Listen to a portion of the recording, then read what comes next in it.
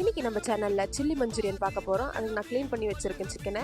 அதில் இஞ்சி பூண்டு பேஸ்ட்டு, பெப்பரு, மைதா மாவு, cornflour, chilli powder, soya sauce, தேவையான அளவு உப்பு, கொஞ்சமாக எண்ணெய் விட்டு மிக்ஸ் பண்ணிக்கலாம்.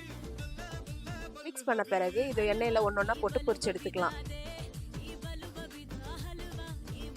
நல்லா இந்த மாதிரி கலர் மாறினவனும் இது ஒரு பிளேட்டில் ட்ரான்ஸ்ஃபர் பண்ணிக்கோங்க. அடுத்தது ஒரு பேனில் தேவையான அளவு எண்ணெய் விட்டு பூண்டு, இஞ்சி பொடியாக நறுக்குனது, அப்புறம் வெங்காயத்தாளோட வெங்காயப்பாட் அதை மட்டும் போட்டு வதக்கிட்டு, நான் வெங்காயமும் குடமிளகாவும் க்யூபாக கட் பண்ணியிருக்கேன், அதையும் சேர்த்துக்கலாம்.